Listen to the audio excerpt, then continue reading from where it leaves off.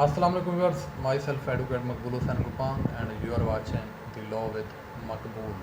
تو آج کا جو میرا مین ٹاپک ہے وہ یہ ہے کہ وراثتی انتقال کروانے کا طریقہ کیا ہے اور کون سے ایسے پروسیجر ہیں، ایسے سٹیپ ہیں جن کو فالو اپ ہو کر جو ہے وہ آپ اپنا وراثتی انتقال جو ہے وہ مکمل کروا سکتے ہیں۔ بہت سارے لوگوں نے مجھے واٹس ایپ پر بھی میسج کیے ہیں، میرے اس چینل پر بھی کمنٹس کیے ہیں کہ مقبول بھائی ہمیں جو ہے وہ وراثت کا انتقال کرنے کا طریقہ بتا دیں۔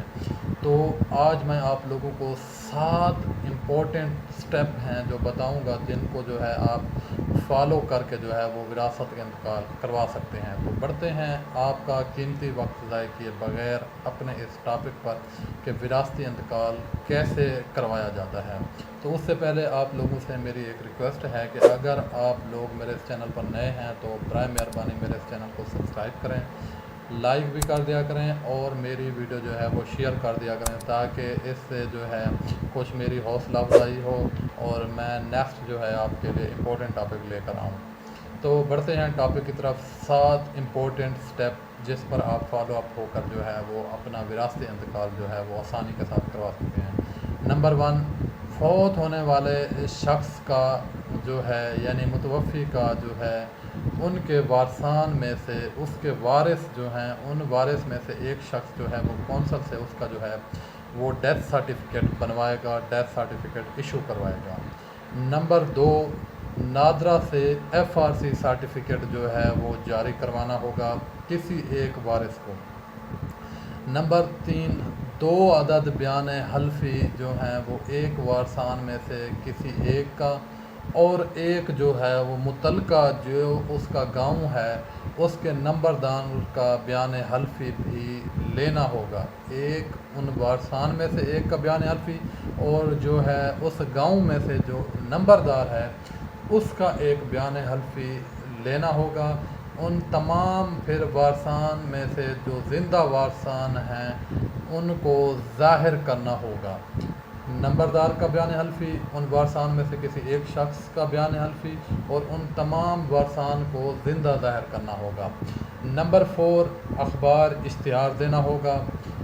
اخبار اشتہار دینے کے بعد جو ہے آپ نمبر 5 پر جو ہے ڈیتھ سرٹیفکیٹ، FRC ایفیڈیوٹ جو 2 لوگوں کو ایفیڈیوٹ لیے تھے، اخبار اشتہار لے کر جو ہے متعلقہ پٹواری کے پاس جانا ہوگا۔ پٹواری آپ کے FRC کے اور دیگر کاغذات جو ڈاکومنٹس آپ نے دیے ہیں ان کے مطابق جو ہے وہ آپ کا شجرہ تیار کرے گا۔ شجرہ تیار ہو جائے گا۔ نمبر 6 پر شجرہ تیار ہونے کے بعد تحصیلدار کی عدالت میں سے ان تمام وارثان میں سے کسی ایک وارث کو تحصیلدار کی عدالت میں پیش ہونا ہوگا، ادھر حاضر ہونا ہوگا۔ تحصیلدار کے سامنے تمام وارثان میں سے کم از کم ایک بندے کا حاضر ہونا لازمی ہے۔ یہ امپورٹنٹ بات ہے، یہ نہ ہو کہ کسی رشتہ دار کو بھیج دیں اور آپ کوئی نہ جائیں۔ اور ان میں سے آپ کو جو ہے ایک جو ہے نمبردار اور ایک پتی دار، پتی دار کون ہوتا ہے یعنی گواہ، اس کو بھی آپ نے تصدیق کے لیے جو ہے وہ ساتھ لے کر جانا ہوگا۔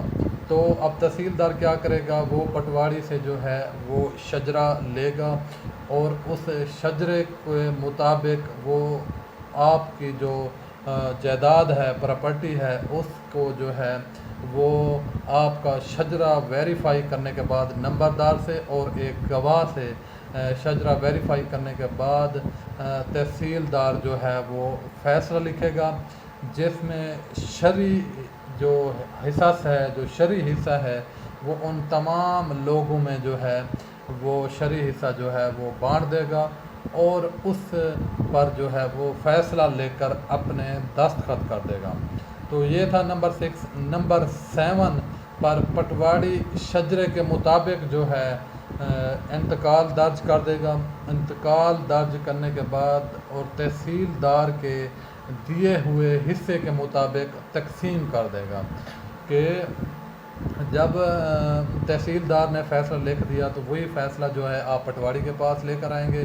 پٹواری جو ہے اس شجرے کے مطابق جو ہے وہ اس تحصیلدار کے دیے حصے کے مطابق جو ہے وہ انتقال درج کر دے گا۔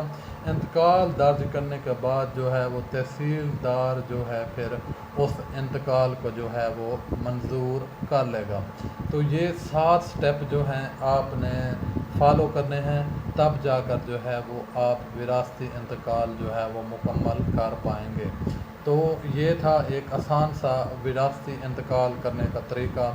تو نیکسٹ جو ہے امپورٹنٹ ویڈیو دیکھنے کے لیے جڑے رہیے میرے اس چینل کے ساتھ۔ ملتے ہیں نیکسٹ ویڈیو میں، تب تک کے لیے اس بندہ ناچیز کو دیں اجازت۔ اللہ حافظ۔